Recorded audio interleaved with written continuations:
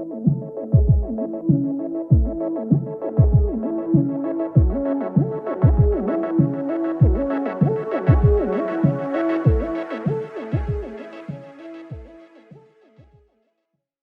guys, how's it going? Daniel here. So I took the risk and downloaded the iPadOS public beta on day one when Apple released it earlier this week.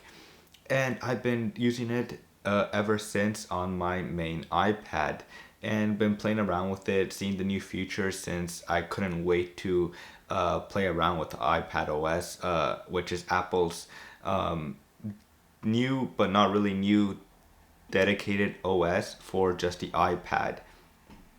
And so I just want to share with you guys my early thoughts on iPadOS and what I think about it and what I like and what are my favorite features on iPadOS. So let's begin. So the first thing, of course, you'll notice, of course, is dark mode is finally here for the iPad. So now you have the option, of course, to have dark mode all over the iPad. And so what that means is you'll get dark mode wallpapers as well, which look really great. But also dark mode apps, which from Apple's apps. So like the settings area, it's all dark mode as well.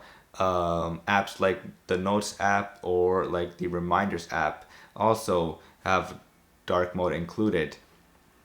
And so yeah, it's just really cool that finally Apple is embracing dark mode and has finally brought it to the iPad. So yeah, it's really cool. The dark mode feature in iPadOS. So another big thing, of course, you'll notice in iPadOS is the redesigned home screen. So it's not a huge redesign. Pretty much all they did was add the widget area to the home screen area now. So instead of sliding from left to right, the home screen area, if you want the option to, you could just add it to your home screen right there, which looks amazing. And it's probably the way that a lot of people have been wanting it for a very long time. And I'm just happy that Apple uh, did that because it makes it look much more, just much more cooler, I guess is the word that I'll use to describe it. So yeah, just a fantastic look to it, the redesign area, and it just makes sense having the widget area on the main home screen on the iPad with the apps beside it and your dock below, of course. Another thing, of course, is a new favorite feature of mine is the swiping keyboard. So, of course, a lot of third-party apps already, if you download third-party apps on iOS, they support swiping. But finally, Apple is bringing it to the keyboard on iPadOS and, of course, in iOS as well. So that just makes it really cool, which I don't know why it's taking them forever to do this. But the only way you can use the swiping feature on iPadOS is when you make the keyboard nice and small and you'll be able to swipe with it to make it faster. And it's been the way I've been using the keyboard mostly ever since I downloaded iPadOS onto the iPad, and it just works. Now it's not perfect since this is the public beta one, so there are some bugs and all that stuff that it still doesn't work too well, but I like it that Apple is finally bringing swiping to the keyboard on the iPad. I just hope that maybe they'll bring it into the when you use the normal size keyboard screen, the touch screen. I mean, I hope they bring it maybe to that version as well of the keyboard. Another big thing, of course, is the volume slider. So before, of course, when you would want to use the volume, of course, on your iPhone or whatever on iOS before, um, the volume will pop up in the middle of the screen and it will pretty much interrupt your viewing experience, and it will just be right there and then it will disappear. But now Apple is fixing it where on the iPad the volume slider now goes on top and it does not intrude on your viewing experience. So it's not have a big volume logo in the middle of the screen. Now instead it's just on the top, which is just minimalist, and it just looks way better. So that's not interrupting your screen time when you're watching a movie on Netflix or you're playing a game like Fortnite.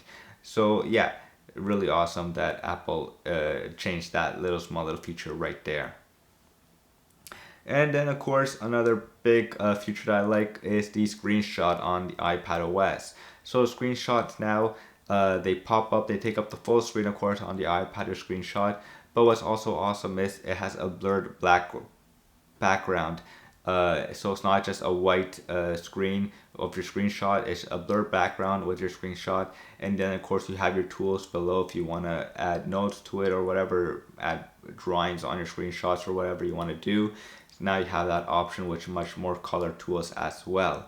So yeah, those are my favorite features right now on iPadOS. There's a ton of features that I still haven't gone through, but those are the ones that right now really stand out, of course, on the iPadOS public beta. Now you're probably wondering, should you download this on your main iPad device?